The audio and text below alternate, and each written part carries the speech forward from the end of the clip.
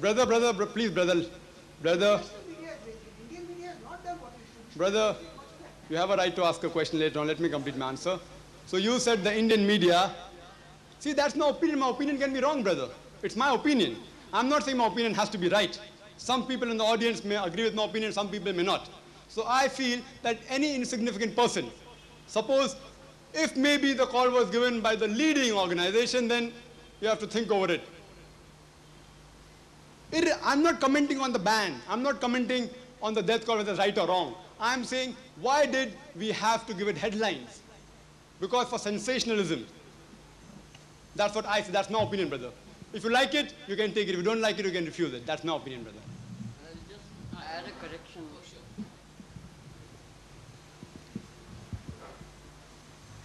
The call for the sentence to Taslima Nasreen is not that insignificant as he is trying to make out. The call has been given by, officially by the political party Jamaat-e-Islami in Bangladesh.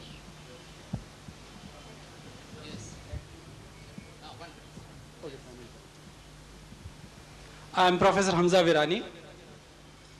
I would like to ask Brother Ashok Sahani that you said that this journalists, they have put life of Taslima Nasreen in problem.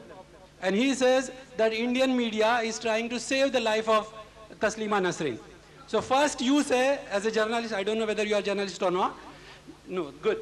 So some journalists, they have put the life of Taslima Nasreen in danger, and he says that journalists are trying to save the life of Taslima Nasreen. I want to know what is right. Whether they have put her in problem or they are trying to take out her from the problem. The problem is not that simple, of course. The problem is a bit complicated in the way, meaning the fundamentalists in Bangladesh had been itching for Taslima's head for a long time, even earlier to the interview that she gave to Statesman. And if you ask me my personal opinion, they might have been misled by a wrong idea of nationalism. Because Taslima, on her way back to Dhaka from Paris, stayed in Calcutta, and on the top of it said that Calcutta is my second home. You tell that to anybody from Shiv Sena in Bombay, for instance. If Imran comes to Bombay and says that Bombay is my second home, I mean, the people in Pakistan are going to be bothered about it. Or even if a person like Gavaskar goes to the cancer hospital function, then there's a lot of UN cry in the newspapers about why should Gavaskar go, and you know, I mean, this is all mixed up. That's what I say. I mean, it's a bit complicated, but all the same, I mean, since the Statesman has not come out with an open apology, or open, unbarred, undeterred apology that they had been the cause, they had been made the cause for this demand, I mean, things would have been different.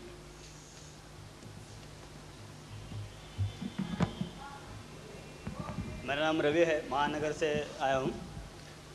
मुझे doctor व्यास से एक सवाल पूछना है। आपने कहा कि हिंदू धर्म में संवाद का बहुत महत्व है, मतलब जो लोग खुद को हिंदू समझते हैं उन्होंने संवाद करना जरूरी है अपोजिट विचारों के लोगों से। बाला साहब ठाकरे ने नामांतर के सवाल के ऊपर किसी भी दलित से सवाल नहीं किया।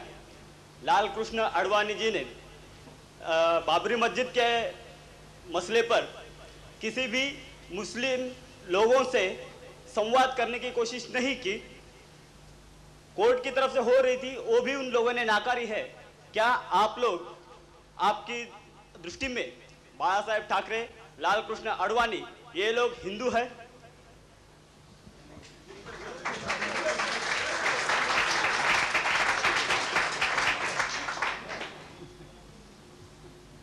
सबसे पहले मेरी प्रार्थना ये है कि it's better that we discuss principles and theories then we discuss persons and events. क्योंकि फिर प्रश्न ही आ जाएगा। मैं हिंदू धर्मशास्त्रों की जिम्मेदारी लेने के लिए तैयार हूँ, संसार भर के सारे हिंदुओं के कार्यों की जिम्मेदारी मैं नहीं ले सकता। हिंदू धर्मशास्त्रों में कहीं अगर ये बताया गया हो, एक मिनट, हिंदू धर्मशास्त्रों में कहीं अगर ये बताया गया हो कि जो आपके विरुद्ध विचार वाले हों या जो आपके विचारों को स्वीकार न करें, उन सबको आप मार डालिए या उनके अंगच्छेद कर दीजिए, उनको देश निकाला दे दीजिए, ऐसा धर्मशास्त्रों में कहीं उल्लेख हो तो आप हमें बताइए, उस पर मैं विचार करने के लिए तैयार हूँ। किन्होंने क्या किया व्यक्तिगत रूप से, कौन क्या कर, और खासकर आपने जो प्रश्न पूछे हैं वो बिल्कुल राजनीतिक पार्टियों के बारे में। आज की भारत की राजनीति इस प्रकार की है कि मैं उससे दूर रहना ही पसंद करूंगा। हालांकि किसी भारतीय नागरिक के लिए या संसार में किसी नागरिक के लिए राजनीति से एकदम दूर रहना बड़ा कठिन है। फिर भी एक बात भी मैं कहना चाहूँगा कि आप स्वयं अपने आप से ही पूछ लीजिए, या ये इस प्रश्न का सबसे ज़्यादा सही उत्तर लाल कृष्ण आडवाणी या बाल ठाकरे साहब ही दे सकते हैं कि सनातन वैदिक धर्म के हिंदू धर्मशास्त्रों के अनुसार वे अपने को हिंदू मानते हैं या नहीं। मैं कौन होता हूँ निर्णय देने वाला। हाँ, इतनी देर में चुप रहा। एक बात मैं ज़रूर कहना चाहूँगा, हो सकता है अब तक मैं भ्रम में रहा। नाइक साहब ने जो कहा कि फतवा का केवल ओपिनियन होता है, ये आज मैंने जाना। अब तक हम लोग ये समझते थे कि फतवा माने किसी धर्माचार्य के द्वारा या किसी उच्च अधिकारी के द्वारा कोई जो आदेश दिया जाए उसको फतवा कहते हैं, ऐसा मैं अब तक समझता था। हो सकता है मैं भूल में रहा हूँ। तो ये मेरी भूल हो सकती है, इसलिए मैं ये निवेदन करूंगा कि किसी व्यक्ति विशेष के बारे में मेरे पर्सनल ओपिनियन का कोई उपयोग नहीं है। यहाँ हम विचार ये कर रहे हैं कि हिंदू धर्मशास्त्रों के अनुसार विरुद्ध विचार वालों के साथ क्या व्यवहार होना चाहिए। वहाँ जब संवाद की बात आती है तो मैंने आपको पहले ही बताया कि हमारे यहाँ पहले हमेशा पूर्व पक्ष और फिर उत्तर पक्ष रखा जाता है। आप ये जानते हैं कि दयानंद सरस्वती के समय तक शास्त्रार्थों की धूम मची रहती थी। दयानंद सरस्वती शायद प्रारंभिक सुधारकों में से, जिनको सुधारक लोग कहते हैं, धर्म में परिवर्तन करने वाले जो माने जाते हैं, उनमें दयानंद सरस्वती प्रारंभिक लोगों में से थे। आप अच्छी तरह से जानते हैं कि दयानंद सरस्वती के जीवन में और उनके पश्चात भी लगभग 50 वर्षों तक सनातनियों में और आर्य समाजियों में स्थान स्थान पर, शहर शहर में, गांव गांव में शास्त्रार्थ होते रहे। पुस्तकें छपती रहीं, सैकड़ों और हजारों पुस्तकें छपती रहीं। दर्शन शास्त्र में शंकराचार्य, रामानुजाचार्य आदि के विचारों में एक दूसरे के विरोध होते हुए आज तक हजारों पुस्तकें छपी हुई हैं। ये संवाद के ही तो उदाहरण है। आज का कोई एक नेता अगर किसी के साथ संवाद बिना किए कोई काम कर देता है तो उसकी जिम्मेदारी आप हिंदू धर्मशास्त्रों पर कैसे डाल सकते हैं?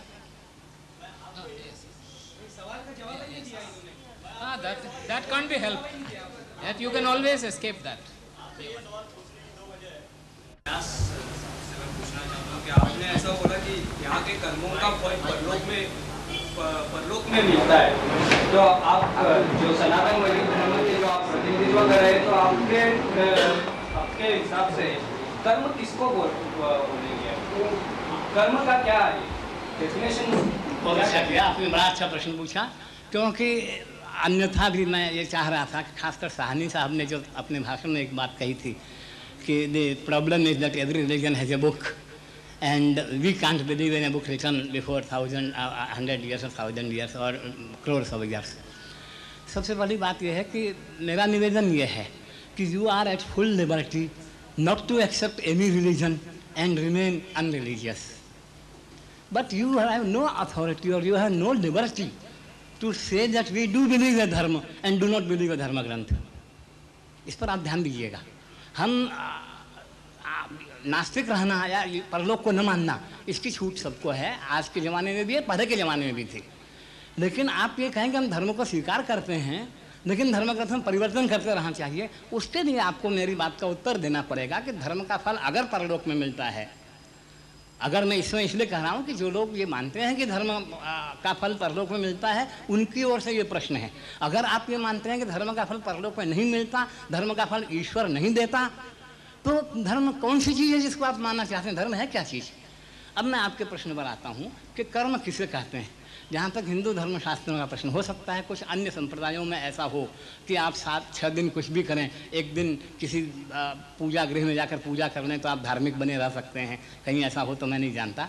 हिंदू धर्मशास्त्रों का जहाँ तक प्रश्न है, हमारे यहाँ प्रातः काल से लेकर रात्रि तक और रात्रि से लेकर प्रातः काल तक 24 घंटे 12 महीने और जीवन भर शरीर, इंद्रिय, मन से जो कुछ चेष्टा, जो क्रिया हम करते हैं वो सब कर्म है।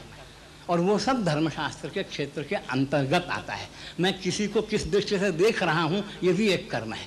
अगर मैं अच्छी दृष्टि से, पवित्र दृष्टि से देख रहा हूँ तो मैं पुण्य कर रहा हूँ। अगर मैं अपवित्र दृष्टि से किसी पर को देख रहा हूँ तो पाप कर रहा हूँ, उसका भी फल मुझे मिलेगा।